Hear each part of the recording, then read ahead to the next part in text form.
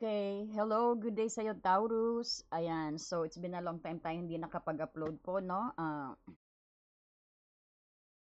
And marami pong salamat and Happy New Year sa inyo. Marami pong salamat sa mga nag-subscribe.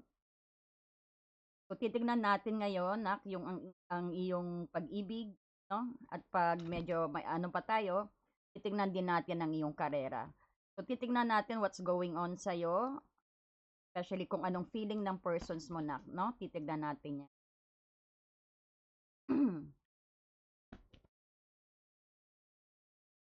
Okay, para po kay Taurus Spirit Guide. So, na-cleanse ko na po ang ating card. Para po kay Taurus. Po ang tahay para kay Taurus. Kanyang January 19 to 31.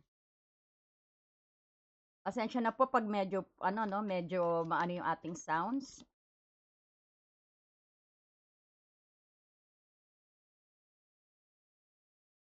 Going on sa kanyang love life.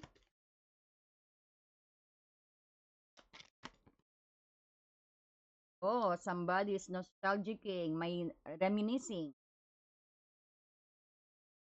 Ka? Oh, somebody's looking at you, may nag-stalk sa'yo. Po, para po kay Taurus.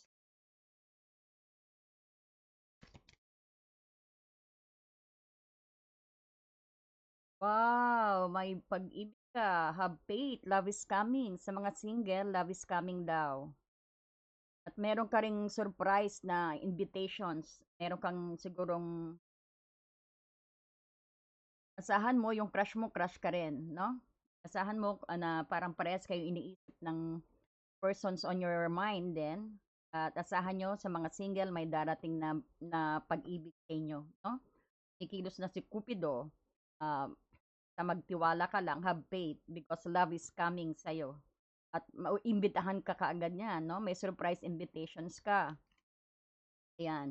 Kasi nga, ito nga sigurong nagwa-watch sa'yo. Itong may tumitingin sa'yo, merong parang nag-stalk sa'yo, na interesado, tinitingnan ka sa social media, no? Talagang ini-stalk ka rin ito. Naghahanap siya, naghahanap siya ng info tungkol sa'yo.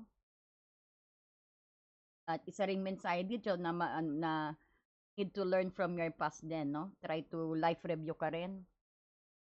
Okay, so tingnan natin ang anong feeling ni Taurus. Anong feeling ng persons ni Taurus? What's Taurus feelings? Four of Pentacles. Parang parang feeling niya. Hard to let go, parang ganun. Loyalty card, tingnan. Tensions ng spouse. Stability.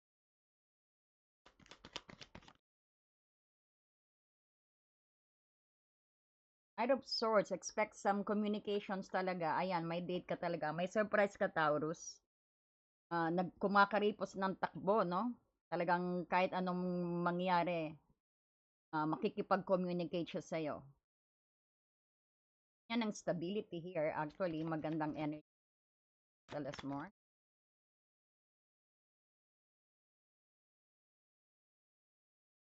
What we have for Taurus.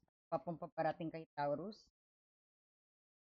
Communications again, no? Parang very open ang persons mo to communication. At somebody rin na parang persons mo gusto kanyang in-nurture. No? Ang mobile din is buntis ba? Mabubuntis? Nakikita tayo dito.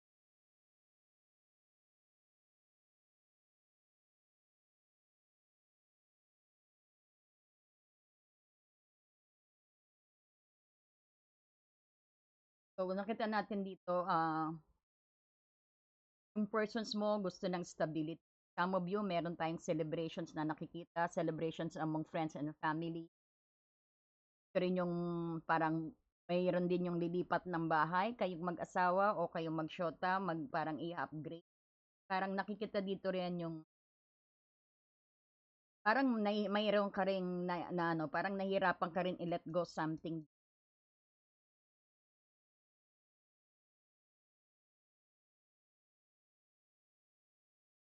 This is also card of contentment sa kanya. Sabihin din natin, he's very contented sa'yo. No? Gusto kanyang in-nurture. He loved talking with you. Gusto kanyang kausap.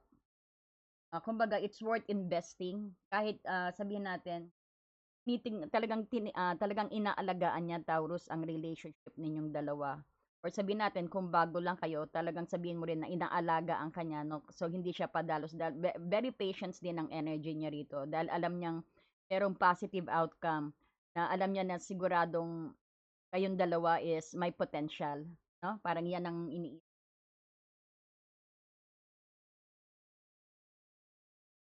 Para kay Taurus.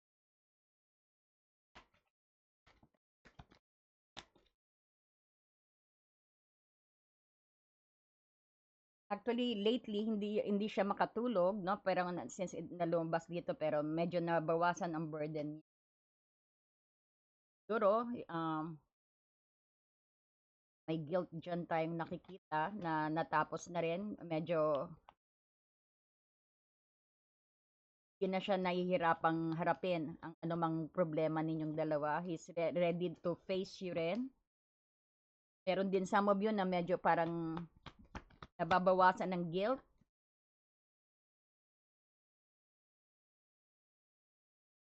Dahil nga nag-usap siguro, may pag-uusap na mangyayari, merong kung sabihin natin, hindi na siya Knight of Swords eh. Lumabas siya na very matured na pag-uusap dito. Na very logic siya. Some of you din katatapos lang ng away. Nagkaroon naman ng kaliwanagan.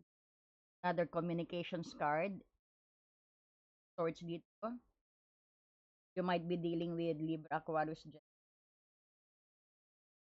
Taurus, Capricorn, Virgo. Aries, Leo, Sagittarius. Your arcana nandito is the Empress na makikita rito na in-nurture ka niya, no? Gusto kanyang in-nurture, gusto kanyang spoiled, or nakikita din niya sa'yo na very mother figure ka, na parang wifey, parang ano ka, parang ikaw ang pinaka-home base niya. At sabi mo kung mag-shota pa lang kayo, kumbaga parang after ng gulo ng turmoil sa labas, very peace, unseen. Para very peace siya sa'yo, no?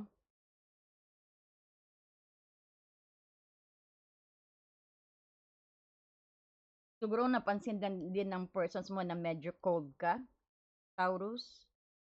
No, but he is actually, ngayon nagkaroon din siya ng kaliwanagan. So actually, this is mundo ka niya, ikaw ang mundo niya.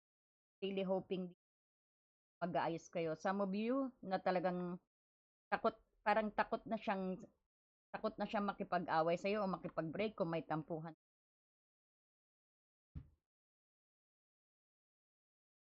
The world dito, no, actually isang cycle ng inyong phase ng kagaya niyan, something has ended, kumbaga panibagong cycle na puno ng positive outcome, panay ng positive positive ang mangyayari na kasi kumbaga natapos ng isang cycle ng hirap ng inyong samahan or sabihin natin ando dito na nagiging stable na, you are building some strong foundation, no? Baga parang tingin stability rin sa relationship kaya na 4 of Wands din, or parang tingin na next na pag-uusapan ninyo is to upgrade the relationship. Some of you mag-uusap na parang papakasal, magsasama.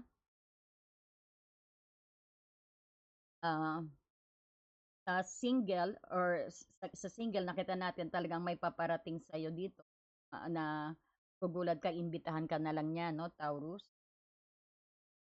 Parang medyo natatakot siya sigurong lapitan ka because parang hindi mo siya napapansin. Pero this person's really excited to talk to you like that, stalk ka niya na, wina-watch ka na niya. Parang tingin niya, mother figure ka, parang boyfriend or girlfriend figure ka, it doesn't matter kung anong gender.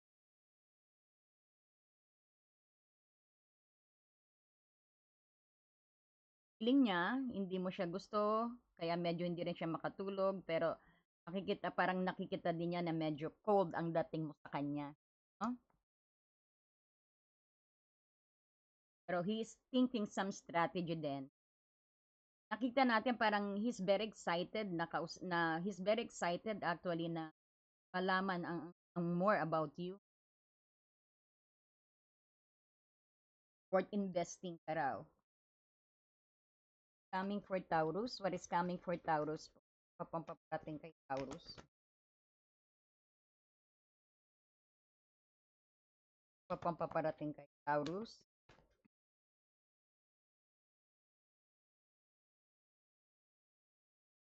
Siguro 9 of Wands na parang tinitignan mo kung you are protecting ano eh. Kaya na Taurus, mayroon ding sabihin natin na medyo napagod ka rin. Kaya you learn from the past dito. Na ang tingin ng persons mo medyo cold ka sa kanya, Taurus. Then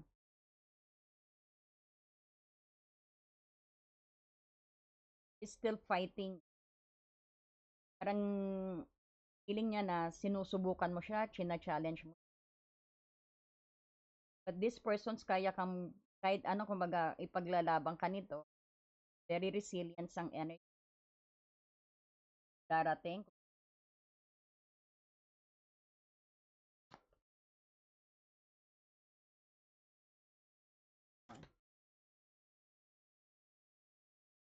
Yan, may sudden transformation. But is in a good way. Kailangan kailangan ma kailangan din siguro na i-release din yung mga old, parang sudden shift mangyayari rito in a good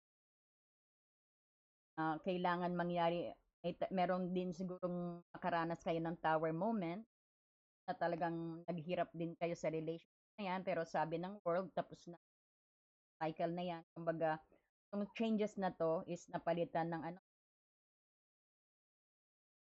after ng away ninyo siguro o ng challenge sa inyo naging maayos ang lahat because you have the nine of the world dito kumbaga ang mabiyo talagang nag-invest din kayong dalawa sa relationship na to.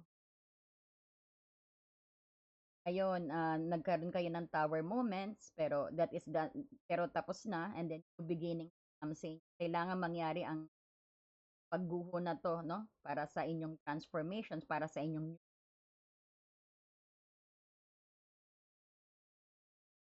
siguro, pag you learn something from the past dito, magandang outcome. Or talagang tinapos mo rin siguro ang isang cycle din ng nakaraan mo. Then you are ready to to rise. Parang ready ka na sa new beginning ng ng ng panibago ninyong ng bago ninyong simula kung saan kung kailan kumbaga kung nagkaroon kayo ng away parang yun na pag i-start kayo uli, no?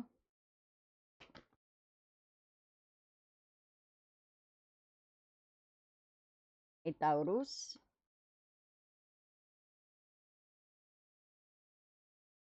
Coming kay Taurus.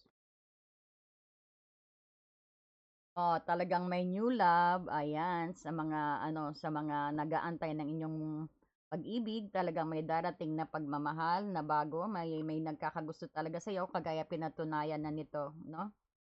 With Arcstrap, bagong tao ito sa inyo sa mga walang boyfriend, walang girlfriend, sa mga nag-aantay ng the one. Love is coming towards you, no? It's already clarified dito.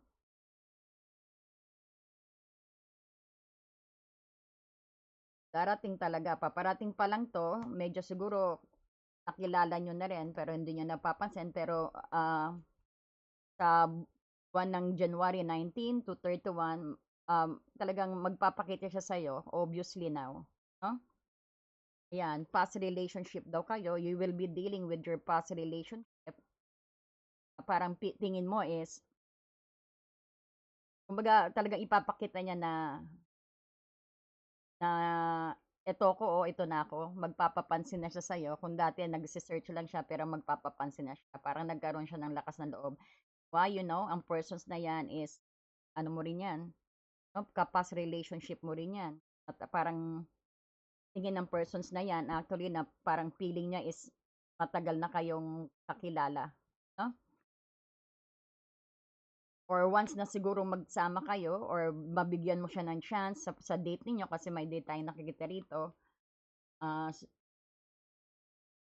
parang tingin mo yung sense ng familiarity ninyong dalawa parang very ano na parang kakilala niyo na yung matagal, 'no? Once na kayo yung nag-ano na, nabigyan mo siya ng chance, i-date mo o makipag-date sa'yo, 'no? Kumbaga makikita mo yung sense ng familiarity niyo na may chemistry pala kayo, 'no? Dalas mo.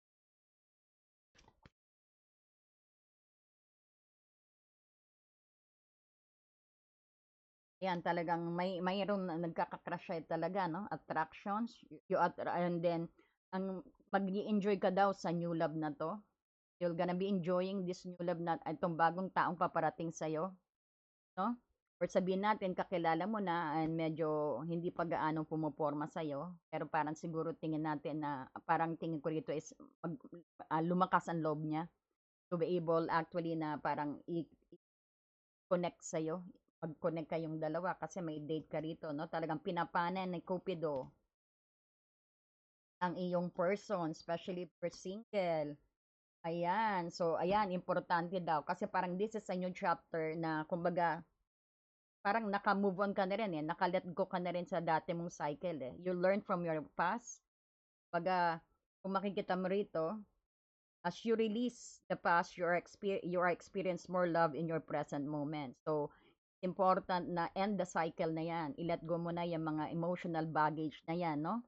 Forgive and forget, kumbaga, let go of that past baggage para mas lalong mas lalo mong ma-attract, mas lalo kang magiging masaya sa taong bagong darating sa, no? Some of you nakaranas ng, sabihin natin, ng break up, need to let go that person daw, o hindi or sabihin natin, you need to release and heal the past. Dahil mas lalo kang magkakaroon ng space sa bagong taong paparating sa'yo na past life relationship. New love siya. So, ito rin siguro nga sinasabi dito, ang nag-i-spy sa'yo, nag-stalk. Ngayon, talagang ipapakita niyang sarili niya sa'yo. No? Talagang ipupursu ka nito, no, Taurus. Tell us more. My God, some of you, this is might be your soulmate. Yes, this is your soulmate. No? Pinatunayan ka past life relationship. Yan na si the one mo. But make sure you need to release, heal the past. That person's, and kailangan you need to learn from your past mistake.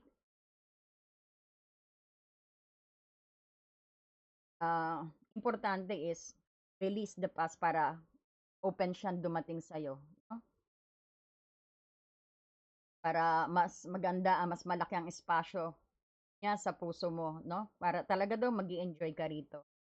You will enjoy this. Talagang sabihin natin, hindi mo siya chinage, he is coming towards you. No?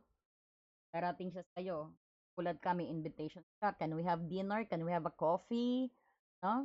Pwede ba tayo mag-date? Expect mo na yan. This will come to you ng 19 to 31. Yan ang love life na or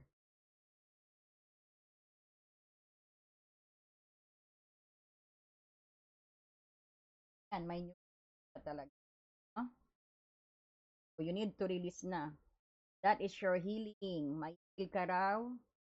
Ang persons mo rin, sabihin natin, is hoping from healing. So, you need to relax, chillax ka na, get ready to your new journey. Huwag kang mag-juggling na, no? So, everything will be fine. Power moments na yan, that is, at itong parang nakulong ka sa ano, no? So, release mo na yan. Ang kailangan let go of that energy.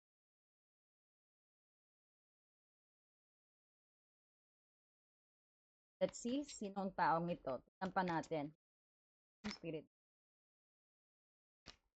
That's more about this person.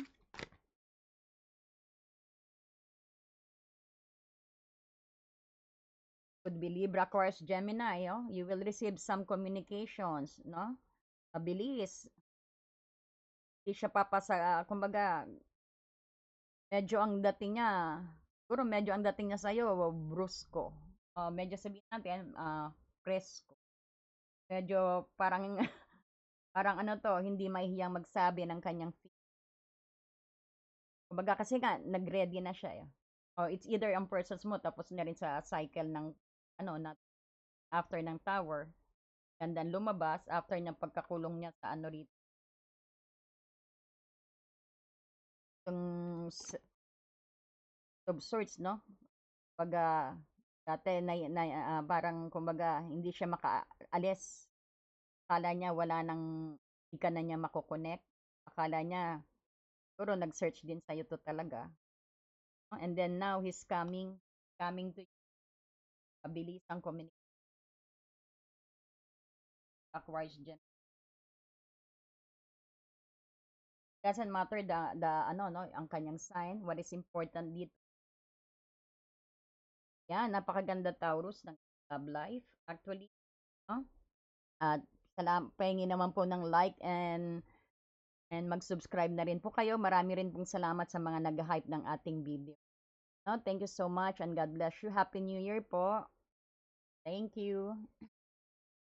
Especially po sa mga ating new subscriber. Thank you so much.